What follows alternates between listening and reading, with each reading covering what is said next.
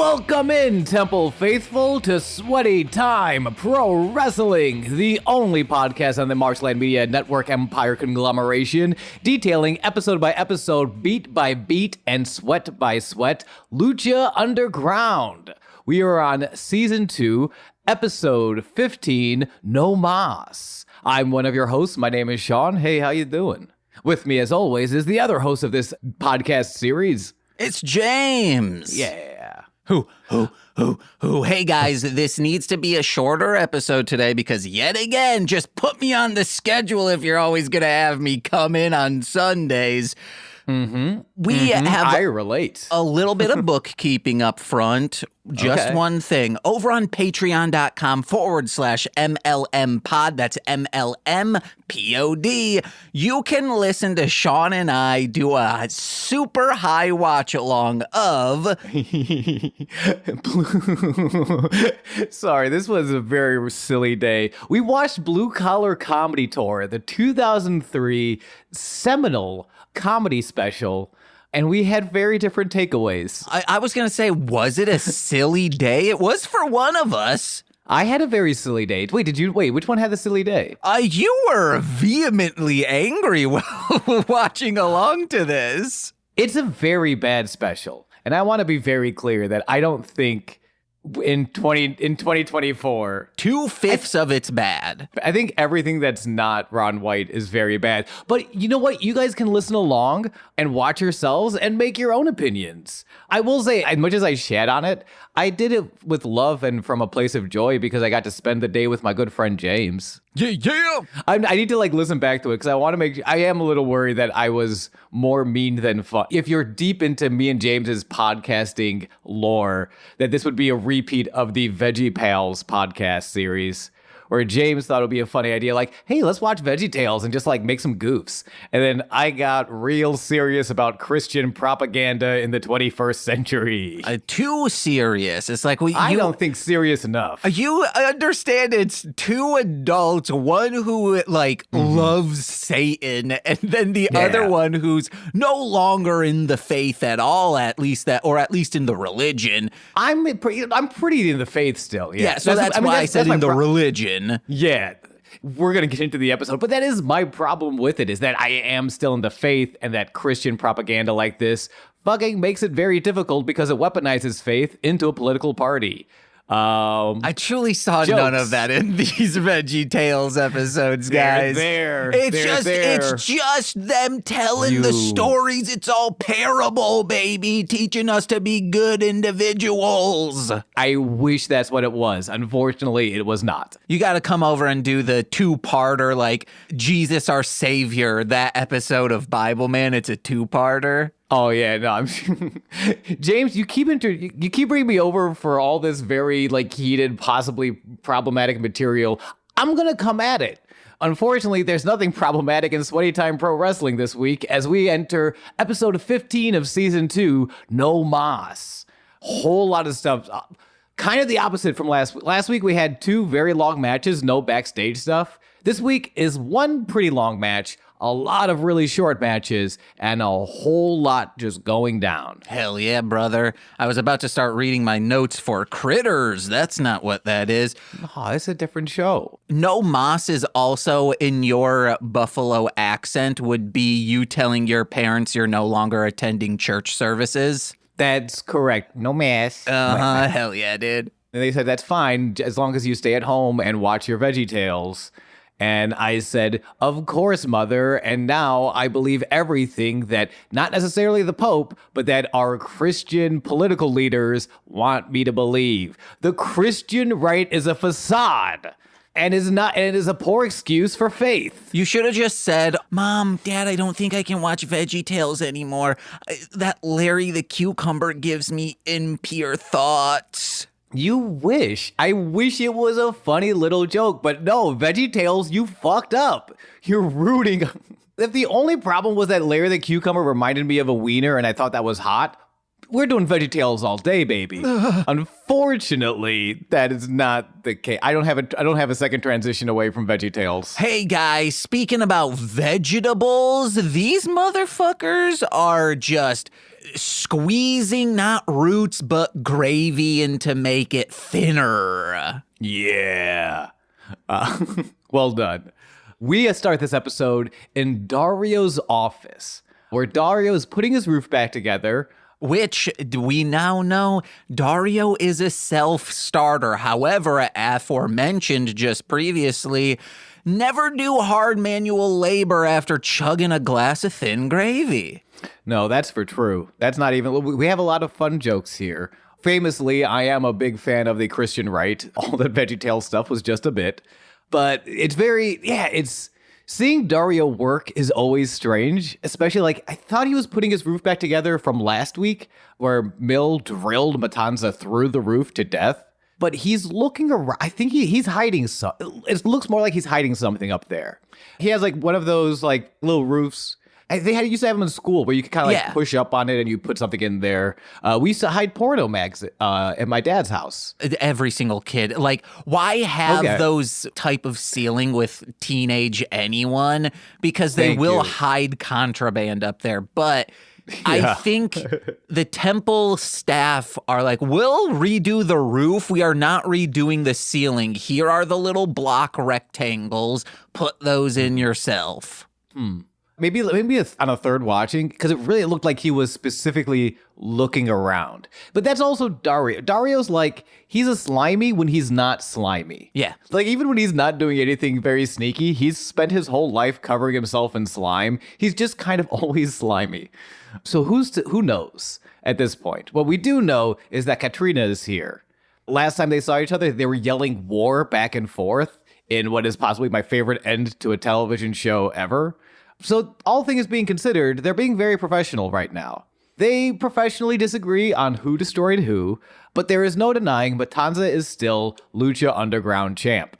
Catrina accuses Dario of fearing Mill and risks his own destruction by denying the rematch.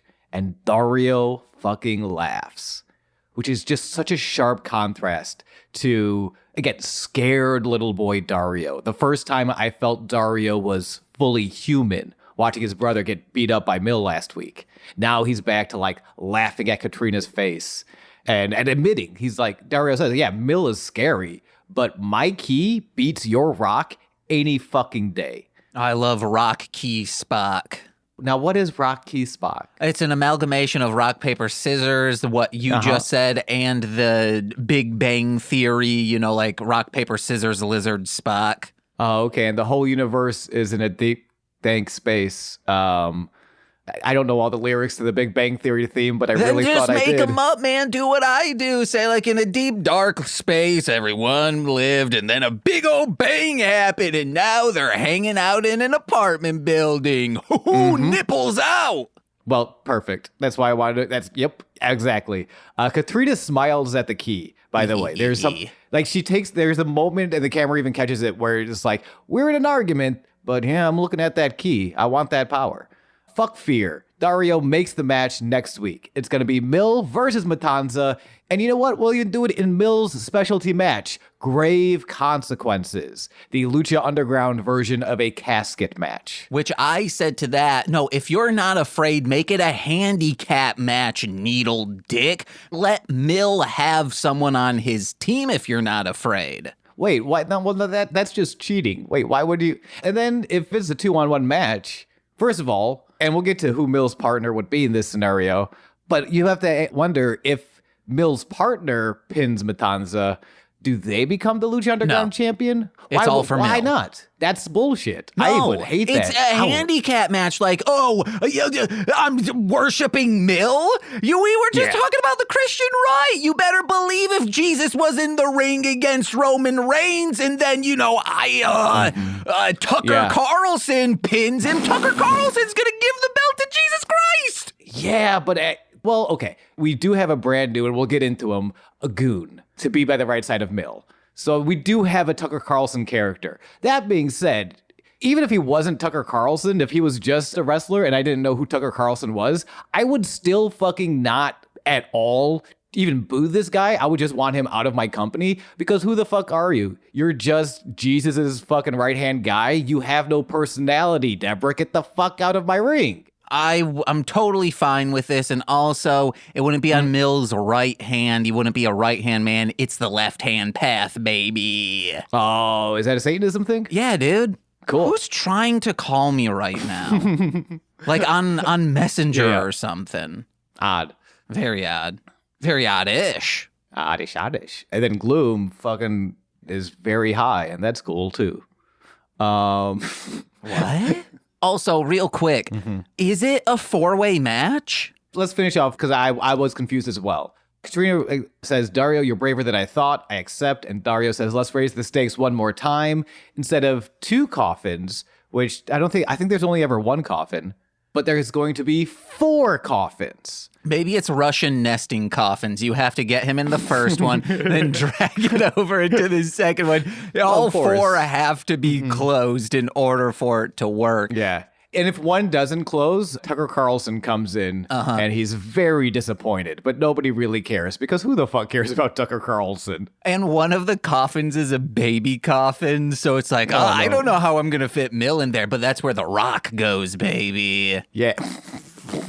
Also, we know to be clear, which the Rock. Katrina's The Rock. Yes, yeah, you guys know which The Rock. We don't know which The Rock I'm talking about.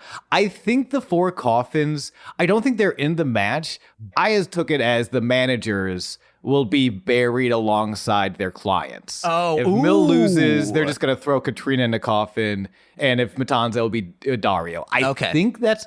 There's another one here. Actually, even the end of the episode... a little confusing. Honestly, they have so many threads going on, and we'll kind of talk about it. What is this, meta? No, this is beta, as in you bet that every match tonight will be for an ancient Aztec medallion, as explained at the desk. We were watching real quick, speaking of baby coffins. Yeah, baby. We were watching Demon Witch Child. We Love Trash did a watch along of it, and it's just The Exorcist, but a Mexican version of it. It's wild and crazy, but they straight up like sacrifice a baby in it, and like there's a baby funeral, and you just see the baby casket. Nicole and I are blazed just so high, and Nicole goes, "Man, this is really fucked up." For the record, when we were talking earlier about what I found to be the only good 1/5 of the Blue Collar Comedy Tour, it is the section where Larry the Cable Guy sacrifices a child to Jeff Foxworthy. Oh, I thought he did it for a talking car. It was Jeff Foxworthy disguised as a talking car to become Mater.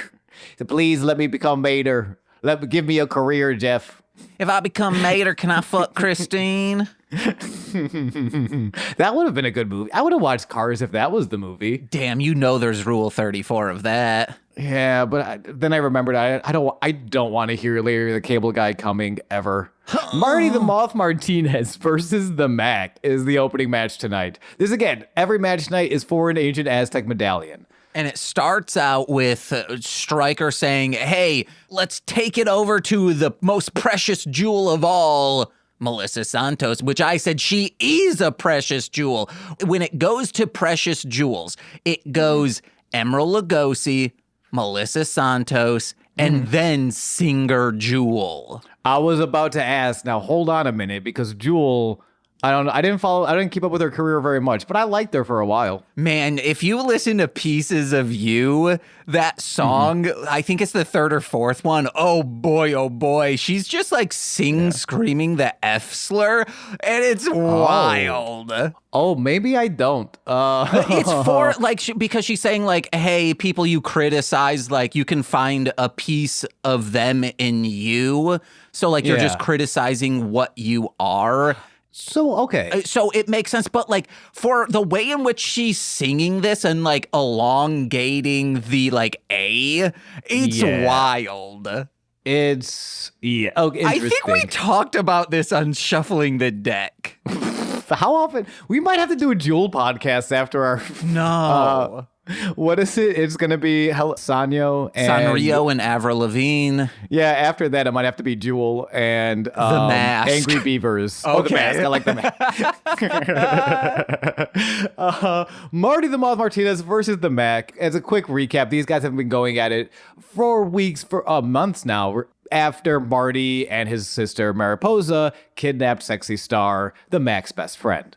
We'll talk about that later because that plays into the end of the episode tonight. Mm-hmm. Initially, I said, Marty's losing this because that will further propel him down into darkness. And I think that's better for his storyline if he loses. I think I agree with that. I agree with that with Marty. I don't know if I agree with that with Mariposa. But I'm jumping ahead of myself. Yeah, I guess. Yeah, we'll get to it. Yeah, Marty, it's weird. We said it before. He is a Nepo child. Like, his family comes from gratuitous wealth. The character, that is.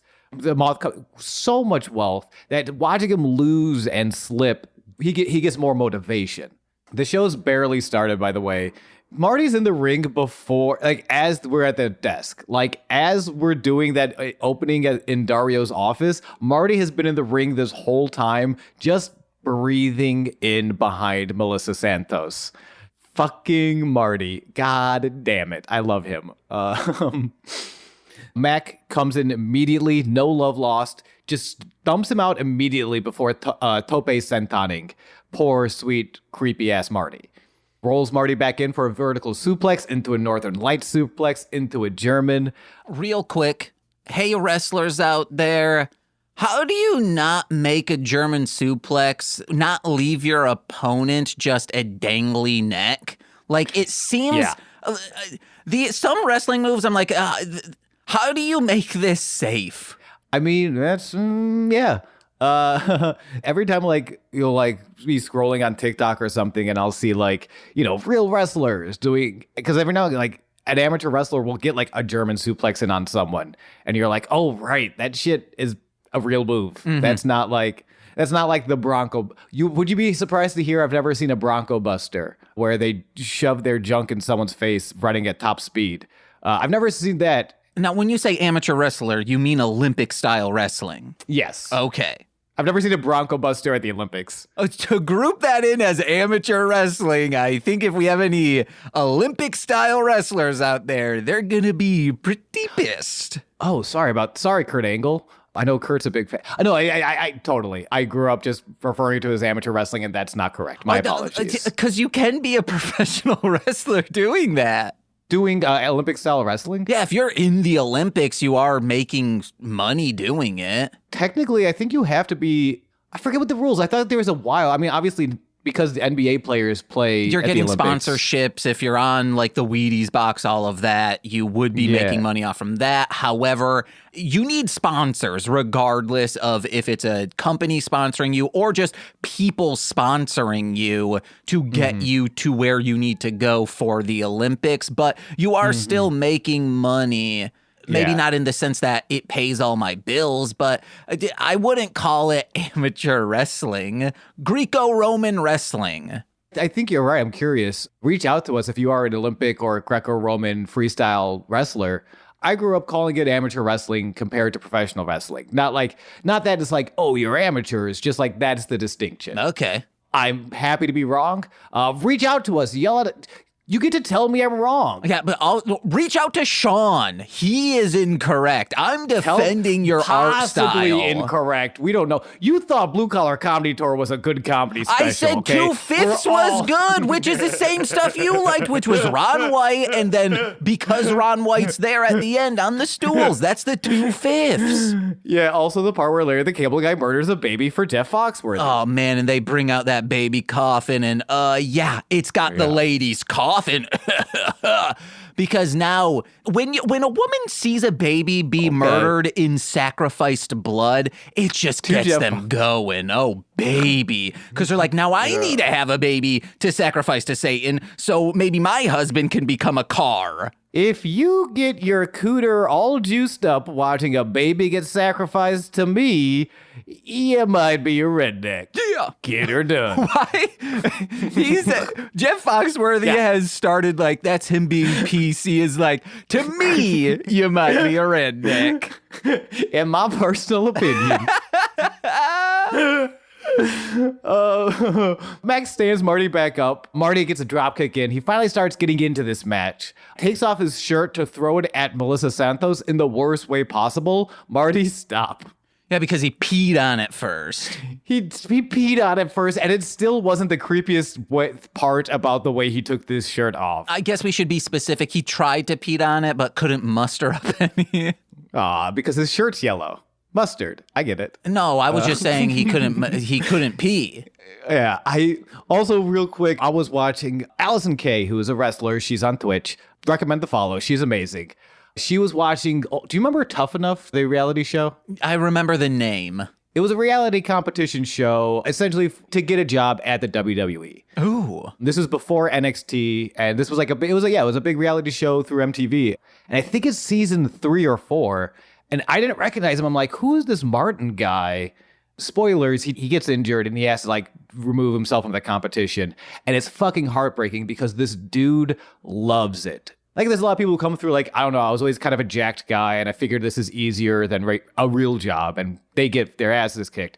That wasn't this Marty guy. Martin was like, I love this. I'm dedicated to this. I'm improving every week. And I'm here not just for myself, but for wrestling as a whole. And to see him get injured, I was fucking heartbroken. And then Allison's like, well, but he landed on his feet. You know, he got that job at Lucha Underground. And I'm like, wait, excuse me? And they're like, yeah, that's Marty Casal. Maybe you know him as Marty the Moth. And I'm just like, what the I was very excited. So it's like, at least on reality TV, you can see how much he loves it. And like how much when he's doing like even the little things of popping off his shirt and being an absolute creep, he's doing it from this place of love for the art form and the medium of professional wrestling. And you love to see people love what they're doing. I don't know why. It's just beautiful. So Marty's a creep. That's why people love seeing me eat chili beans on stream. Because you love it. I love it. We're doing it for the forum, baby. Exploder suplex into the buckle. Marty onto Mac. He only gets a 2 fall. Mac eventually fights out of Marty's sleeper hold, spinning heel kick to body slam to leg drop, brother dude. That's a 2 count. Mac hits a stunner. Crowd starts chanting, one more time.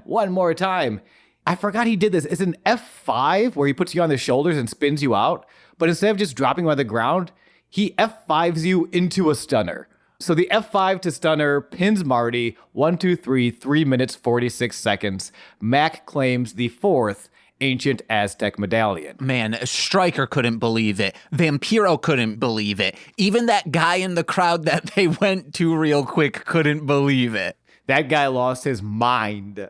And one last note on this. Marty's on top of Mac, and Vampiro goes, oh man, Mac doesn't want any of that creepy grease on there. Hey guys, I don't want any grease. Creepy, sexy, sterile, doesn't matter. Grease ain't hitting me, okay? What about greased lightning? No. Can I park my car on top of you? Maybe if you sacrifice a baby first. Get her done. In the locker room, Catrina confronts King Cuerno for fucking up their deal. As a reminder, at the beginning of the season, Mil was the champion. King Cuerno won the Gift of the Gods title belt, and there was this arrangement that King Cuerno would not cash in against Mil. It gets kind of funky. Eventually, he loses it to Phoenix, and that's kind of the beginning of the downfall of Mil, was King Cuerno going back on their deal and basically saying, no, I'm going to go for this. Mm-hmm. Catrina and King Cuerno no longer allies. She straight up tells him, no more Gift of the Gods for you, because tonight you're wrestling my new disciple, my old disciple, Sinestro de la Muerte, who was the guy who ate the other disciples' hearts for power last week, or 2 weeks ago, excuse me. And I'm going to say that again. He ate their hearts, the beating hearts of their bodies. He took out and consumed. Oh, he ate them too? Well, I guess not physically, but he definitely consumed them. He absorbed them in some way. Oh, maybe he has little hands like in Biohunter. You know that lady, like when someone's grabbing her boobs from behind and then her boobs open up into a huge mouth and chomp off the dude's arm? Oh, I have not seen Biohunter, but that just shot to the top of my list. That sounds amazing. You need to come over because Corey and I reviewed it for This Existed, and Nicole's never seen it, and she's like, that just sounds so cool. It's just a bunch of weird body horror, and it's right up both your alleys. Now, is that... Now, the last time they came over, you showed me the Blue Collar Comedy Tour, which is a different kind of body horror. Okay, I'll take it. Man, they were looking like dads in that movie. Hell yeah. I'm not going to harp on this for too long. I hope you know I did have an absolute blast being an absolute hater. Yeah, no, I wanted to say, I even said it up top, is like, I'm going to be a hater, but I'm going to have a really good time hating on these guys. Because you are coming at it like, this fucking sucks, instead of like, look at this piece of trash. Like, there's a difference in way of saying something to convey you're having a fun time. I don't believe in conveying having a fun time. I believe in just having a fun time and trusting it comes out. That being said, I still need to listen to the episode. Ew. King Cuerno says no, by the way. Fuck you, Catrina. I'm not scared of you. I'm not standing for your shit anymore. Tonight, your disciple is my prey because he is standing between me and that medallion. No more deals, no more alliances. I'm here to do what I do, which is hunt my prey and get my championship belts. If Mill wins that title again, me, King Cuerno, I'm taking it. And Mill's carcass will be my most prized possession because the hunt, big motherfucking sniff, is on. Okay, the direct quote at the end was, Mill's rotting carcass will be the most prized possession in my trophy room, which horrorcore rappers out there, take note of that. That is detailed. It tells a story in just one line, and you're like, wow, yeah, that's violence, baby. Honestly, good call. That's horrorcore rappers, improvisers, any storytellers. I had a meeting with a dear old friend of mine who's putting together a stand-up set. And like one of the notes I wanted to give her, it was say less with more confidence.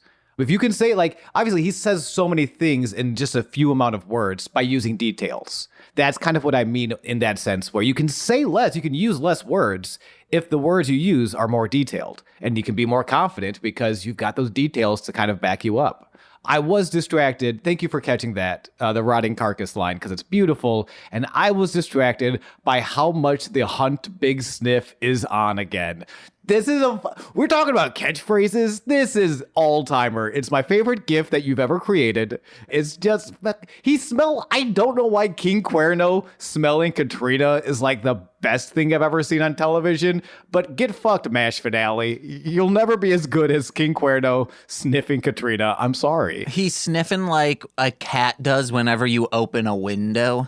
Yes. If you haven't seen that, guys, when you open a window and the breeze starts rolling in, a cat will just go. Aw, it's very, you guys can't see it, but James is being adorable yet again. Butter was doing it last night when I opened up the window. It was very cute. Hell yeah. Catrina is not being very cute. She does not like this. However, she does maintain control, even though her eyes are glowing red. I don't know if we've ever seen her eyes glow red before. Is she a krite? She might be what is a krite? From Critters, that's what those critters are called. Okay, she's more like a Christ in that I've seen her once on Veggie Tales. Also, real quick, because famously, Jesus' eyes glowed red when he was resurrected. Yep. And started shooting laser beams out just like Superman. Yeah. Peter, the rock of the church, Peter, that wasn't a man, that was a rock. Sean, there's a famous rock. Like, he moves a rock when he gets resurrected. Yeah, but Peter was also known as the Rock. Oh, okay. Dwayne Johnson, baby. Yes, Dwayne the Apostle Johnson loves Lucha Underground, and so do we. As we cut back to Dario's office, Sexy Star is here for a meeting. As she enters, Dario assures Sexy that he respects her, and she is scared.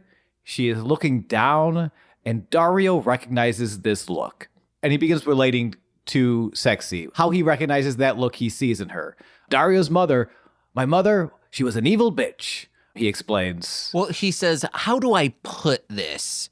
Oh, yeah. She was a stupid head. It's so That's a callback bizarre. from last week. It is. It's very good. Well done. He explains to Sexy that he and his brother were captives to her sick desires, comparing this to what Mariposa and Marty did to Sexy. And he picks up the Red Bull, which we were wondering about in season 1. We got an answer to what the significance of the Red Bull is in season 2. And even though he doesn't go into all the details of murdering his mother using that Red Bull, he does explain that she didn't stop until he and his brother stood up to her. And that's what Sexy needs to do to Mariposa tonight, which is why Dario has booked the two of them into a no mas, or I quit, which is not the translation, but it's the same match stipulation. Red Bull, give your mama a ding. Beautiful. Beautiful. Fuck. Cut the rest of the episode out, only isolate that, and repeat it 5,000 times. Well, that would be very long. Perfect. They deserve, you beautiful listeners, you deserve a very long episode. At the very end, just one little get her done. Get her done. Get her done. Sexy agrees to the match. She's on board. Dario has one last little piece of advice. Once Mariposa says no mas, that's when you keep going. To take away the look of terror in her eyes, Sexy must put that same look in Mariposa's eyes. Interesting moment of benevolence, I guess, from Dario here. He doesn't really, I don't know what he has to gain from Violence. Sexy and Mariposa, but to what end? For the temple, sure. Yeah. I feel like if you wanted just violence, you could get that from Mariposa. Like, why align yourself with Sexy? That would be me saying, hey, Nicole, if you really want to, let's say, like, we go to a high school reunion and one of her old bullies, I won't say this woman's name, I'm like, you know what, Nicole, if you really want to get back at her, like, push her on the ground, hold her down, and piss on her. Hell yeah, which you would say to Nicole. Yeah, and guess what? Oh, why would James want that? Because I want to fucking see that. That's why, okay? But also, of course, you're going to align with Nicole. You and Nicole is less like Dario and Sexy, more like Trina and Mill. You are the Catrina, Nicole is the Mill. I would also say, like, hey, you want to know what would really get her back is if, like, you forced her to pee on your face. I'd be like, yeah, okay. I still also want to see that. All right. All right. But the point, but that, I'm curious.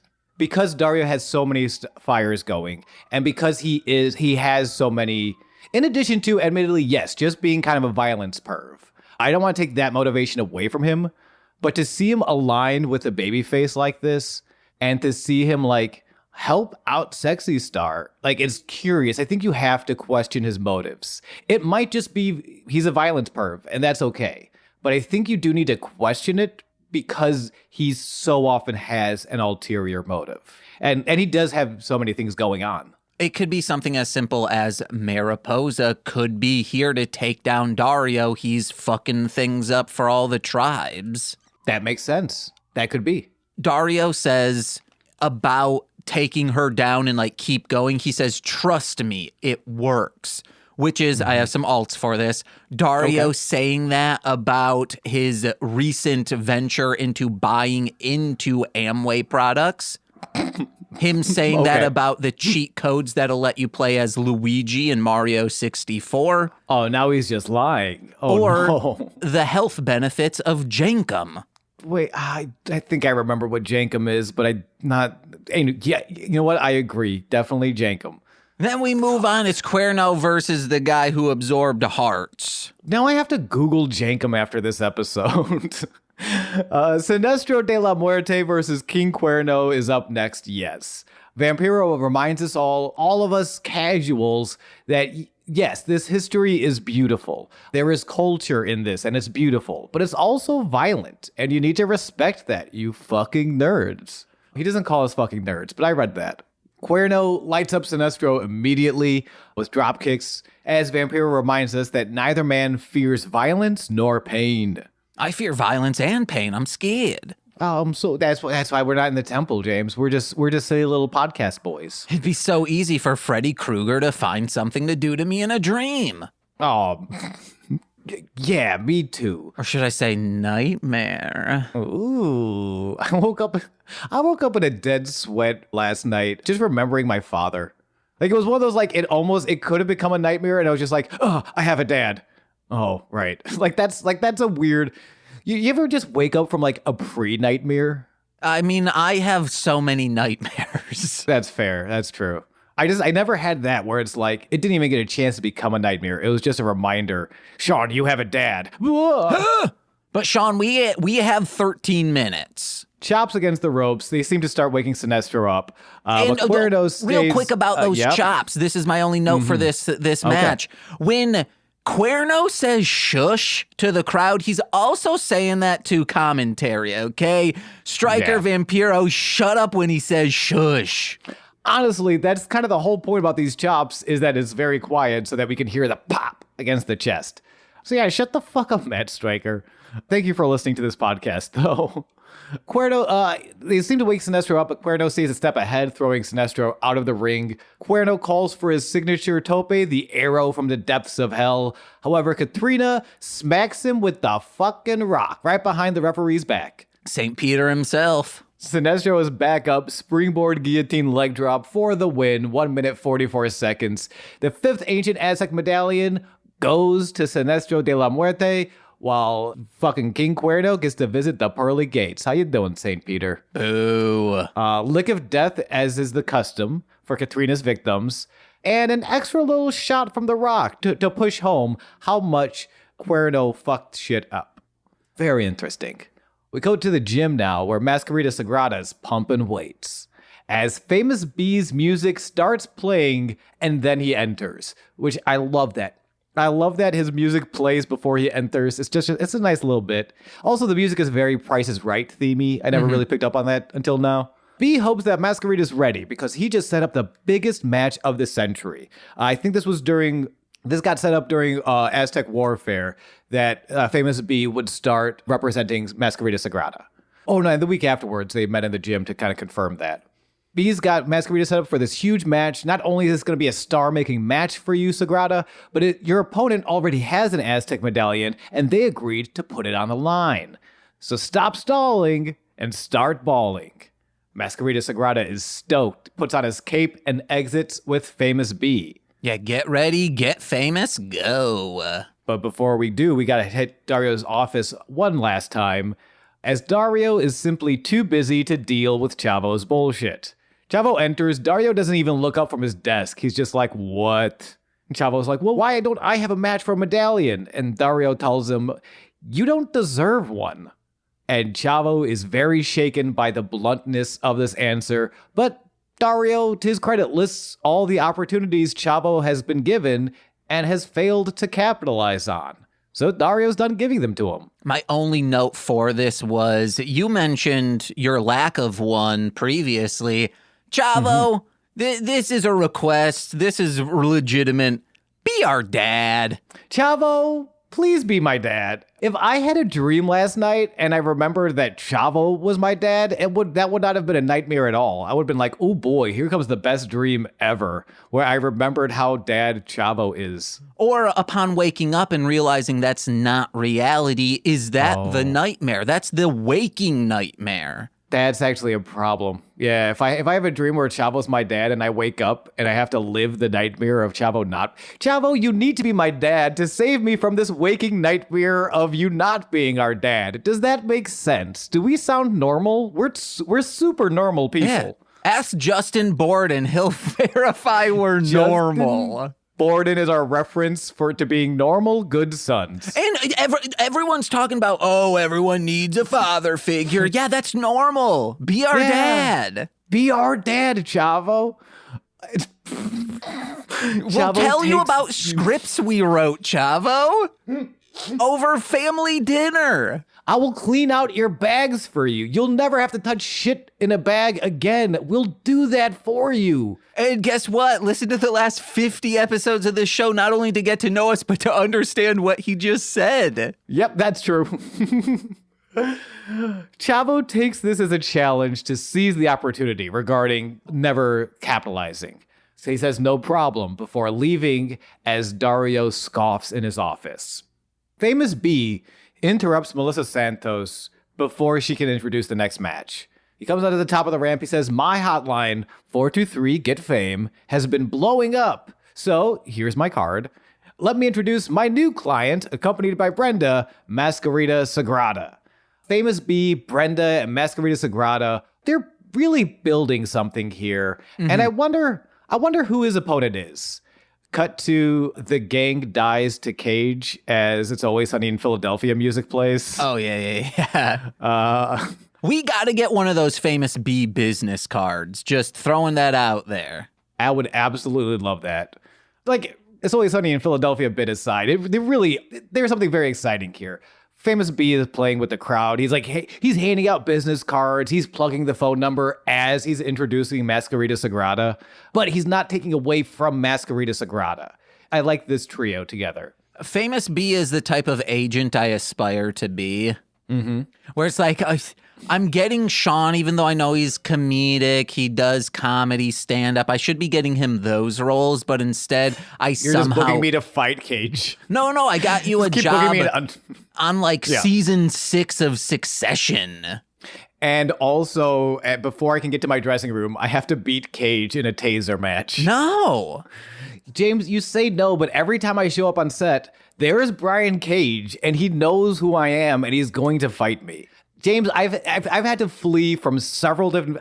I haven't been able to be on Chicago PD for weeks because Cage beat me in a bull rope match. Brian Cage is ruining my acting career, and I'm sick of it. Hey, well, that's not on me. Cage, you're interrupting with... This is not SAG approved. Brian Cage showing up to sets and kicking my ass. And I would like to speak to a union rep. Thank you very much. But it is Directors Guild approved. It is Directors Guild. Marty Scorsese loves to watch Cage kick my ass. He loves the dailies. That's how Succession season 7 got renewed, just by the dailies. Just by the dailies of Cage whooping. Also, like, not on set. I'm not in costume. This is behind the scenes footage, as far as anyone's concerned. Yeah, well, I mean, this is just Punked, but for civilians. It's Candid Camera. They're revamping it, disguised as Succession season 6. Melissa Santos introduces Cage. I love this reaction. Masquerita immediately starts praying and gets some last minute push-ups in. She's like, oh, fuck, dude. The Temple, we talk about how good the Temple fans are and how like dedicated they are. How quickly they jump into the please don't kill him chant. Mm-hmm. That's such a good... More wrestling fans, we need that one. We need that one to come back. We need more, please don't kill him. I wrote down when he was introduced, Cage has to lose, right? Boy, oh boy. James, you're an optimist on everything besides your own life. Yeah, which is so funny because you're also a huge Cage fan. Masquerita plays it quick, though. And to be fair, Masquerita... As someone who watches a lot of wrestling content, they talk a lot of people talk a lot about if you're going to book someone to lose, they can get a lot of offense in. They don't have to look weak the entire match. And I think Masquerita does a great job of this. Mm-hmm. It's a very short match, but Masquerita takes to the fight immediately. Their psychology as he attacks Cage's legs. At one point, he drop kicks him into the corner, climbs the top rope, flies for the crossbody, but gets caught as Cage is like apologizing before setting him up for the F10. Mm-hmm. Brenda screams, "My baby," as Masquerita's midair. Cage pins Masquerita Sagrada in 50 seconds. Yeah, my baby. Yeah. It was a lot. It was rough. It was sad. It was beautiful. Which felt not infantilizing. The way in which she said it sounded sexual, not infantilizing, which is why I was like, that's a good line. It's a good line. I mean, honestly, everything about this 50-second, it's more of a segment than a match, but it's still great. But it led up to the greatest line read in any wrestling that I've ever seen. So let's talk about it. After the match, Cage is a good guy now. So he's checking on his opponent. He doesn't want to murder Masquerita Sagrada anymore as he wants to defend his medallion. So he's checking on Masquerita, making sure he's okay. Famous B and Brenda enter the ring to check on their client. Everyone's checking on Masquerita Sagrada. And nobody notices Chavo Guerrero out of nowhere slipping into the ring. I'm sitting here expecting he's going to attack Cage. No. He doesn't even tell Cage he's there.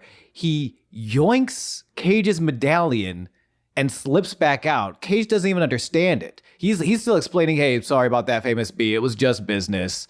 As Famous B says... There's a B after it was taken, and then he just points towards Chavo and goes, "You got robbed." What do you mean? I won. And he's like, "No, you got robbed." And then Chavo's just scurrying away. Yeah, that's when he points to Chavo. Cage turns around. He's like, son of a bitch. It is This is some Looney Tunes ass shit, and I love it.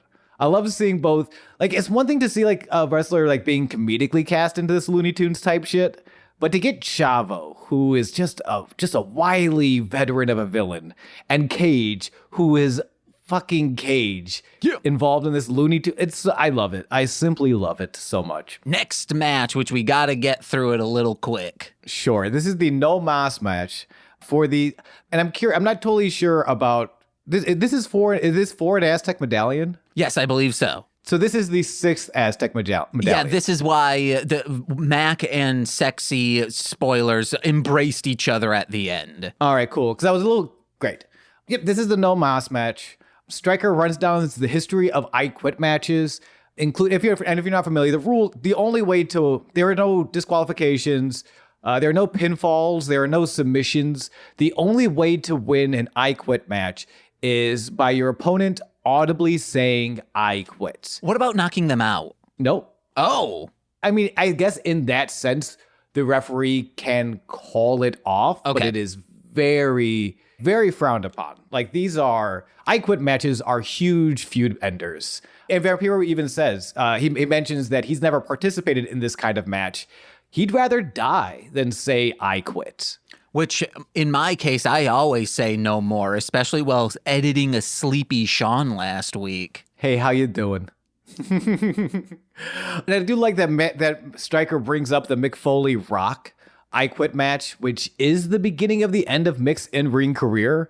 If any of you have heard or seen the documentary Beyond the Mat, this gets featured in there. It's also this. If you ever hear reference to unprotected chair shots, there's a famous Mick Foley has his handcuffs tied behind his back, and Rock just starts laying in these brutal chair shots to the head. Mick's family is in the front row. It's a very exactly. When I saw that documentary, I'm like, wife being there makes sense. Children being there, no. You should have had the foresight and said, do not have them here. Yeah, I mean, yeah. Scary ass shit, but it speaks to, again, the level of ending matches. It's funny, like Cage matches nowadays don't really end feuds as much anymore. I Quit matches, as far as I can tell, that's still like, no, that's the end. Like if you're going into an I Quit match, there's no coming back from that. Best of 3 I Quit match. That's what I want to see. Yeah, you know what I want to see? These chops that Sexy has. Yeah, sure. Mariposa takes an early advantage, body slam, quick leg drop. She's grinding down Sexy's spirit and will. Until Sexy finds an opening, couple of Bronco Busters, suplex and a half Boston Crab. Mariposa escapes. They're wrestling for a while until Mariposa is guns for something. She gets dumped out of the ring, and Sexy Star lands this tope, crotch first to the face. They're fighting outside of the ring. And there's nothing the referee can do. Again, all the referee can do is hold the microphone up to your mouth and ask you, do you quit? Eventually, Mariposa brings in a chair. She's choking Sexy out with the chair before chucking another one at her face.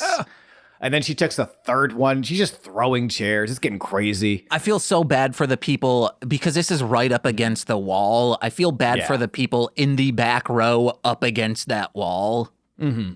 You know who I feel bad for? Steely Dan, because that lovely jazz fusion prog rock band from the 1970s will now always be associated with slamming one chair into another chair positioned between your opponent's legs.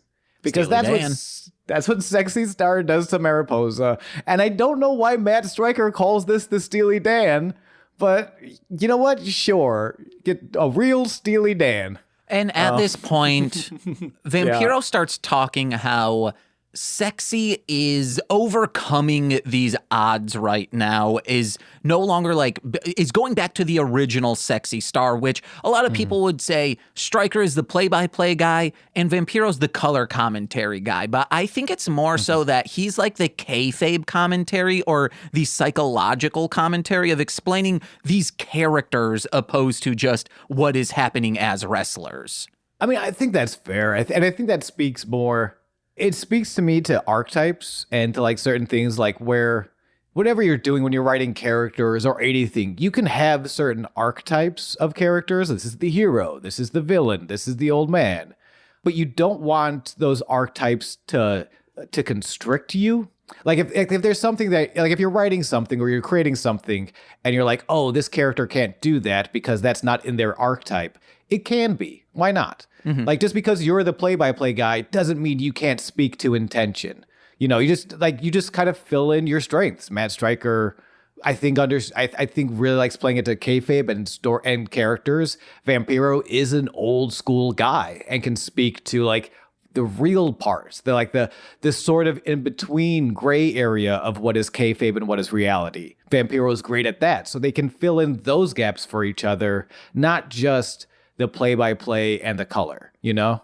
Which is like they do a really great job of not letting their roles constrict them. It can define them, it can inform them, but it won't constrict them. And I've been thinking a lot about labels lately, and I think that's an important way to just go about life is like not letting whatever labels you find you associate with, you know, you don't have to let it constrict you. They're fighting around.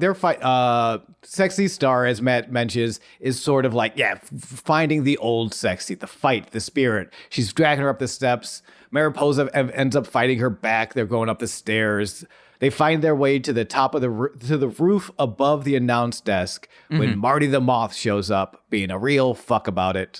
Eventually, they fight him off. They get to the catwalk, which is the first time we've had wrestlers above the roofs. A second time. We've had wrestlers on. I believe it was Aerostar jumped from those on a group of luchadors in season 1. I think you're right. Which was fucking insane.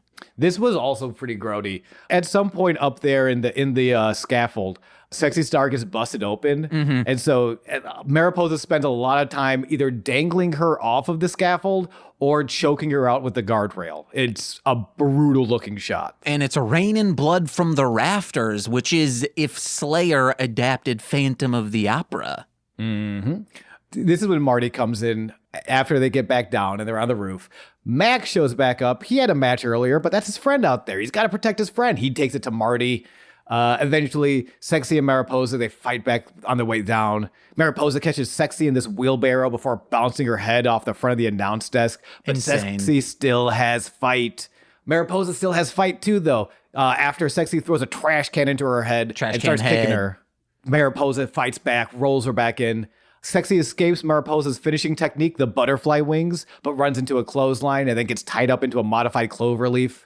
This is the moment where Marty asks, and he's been asking this the whole time. Again, that's the only thing the referee can do is put a microphone to your mouth and ask, do you give up? So Marty Elias. Okay, thank you. You keep saying Marty while there's another Marty in there. So I'm like, wait, he was asking this? Referee Marty Elias, thank you.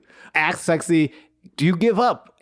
And she screams, fuck you, Mariposa, fuck you. And takes her to Clit Kick City. She does. Rear naked choke. Mariposa starts to fade, but Marty comes back to break up the hold. Mac comes back in to clear Marty out. They're done for the night. Also, Marty starts wiping Sexy's blood on his face. Sexy locks in the armbar after Mac takes out Marty, the Moth. Big armbar. Mariposa has no other option. She must admit no mas. Sexy Star wins the match at 15 minutes, 25 seconds. After the match, Sexy pushes Marty Elias down before taking Dario's advice, putting the armbar back on, dumps Mariposa out of the ring, and this stare she has just through the blood, like this is done. If there was a Lucha Underground video game, this would have to be a variant, like unlockable skin, because this is Godzilla-esque. Like, you've been through some shit. If you know, like, Burning Godzilla from Versus Destroya, like, this rules. This is the Goku chase figure after the fight on Namek with Frieza. Whereas everything's torn and he's hit Super Saiyan for the first time. It's that level. It looks amazing. Mac helps Sexy back up, gives her the medallion she won. You deserve it, Chance, as the credits fade us out. And that was Sweaty Time Pro Wrestling. Episode 15 of Season 2, No Mas. We'll jump into it. Hey, y'all know where to find me at twitch.tv/GooseVonKaiser. Also, make sure you check out our Discord, because it's a great way for you to get a hold of my personal Discord and shoot me a message and tell me if I'm right or wrong about how shitty the Blue Collar Comedy Tour is. Do you guys like seeing Larry the Cable Guy sacrifice a baby to Jeff Foxworthy? That's where you tell me you do. Hey guys, head over to patreon.com/MLM pod, where for $5 a month you get exclusive content every single Friday. This Friday is another episode of The Citizens of Townsville Z. We're discussing Powerpuff Girls Z, the Japanese animation adaptation of Powerpuff Girls, and Corwin from This Movie's Gay will be the guest on that episode. And a $10 patron, you get all of that plus bonus exclusive content every month, which Sean will be coming over to discuss a Vampiro movie, I think, on Friday or Thursday. Only if it has Jeff Foxworthy. Okay. Only if it has Jeff Foxworthy, of course. I'll dub over it for you. Actually, we might not be able to do that because I just realized I should have bought that DVD. So we'll figure out what we're doing. And then you also get the Blue Collar Comedy Tour watch along, all of that stuff. Yeah. Plus, they call me Tater Salad. Plus, shout outs on every single free feed podcast. So let's begin with those, starting with Steve F., Eric Berry of Ranger Command Power Hour, Alex Z., The Waz, Orion, Jordan B., The Chaos Witch, My Bickle Brother in Common Law, Joshua, Jakis, Steve Barnes, A Sweet Child of Time, and Intro Void, My Mother, Lil Corey's BFF and now former roommate Shane, That Fed, twitch.tv/Corwinning, It's Corwin, and from the Rom Complex, as well as Formulaic, a podcast in script writing, it's twitch.tv/R2Shelby2. And I've been James. And I've been Sean. Shouts out to Ron White, Purple Prancer Forever. This has been Sweaty Time Pro Wrestling. Hopefully those 49ers win today. Am I right, guys? We're recording on Super Bowl Sunday. Bye.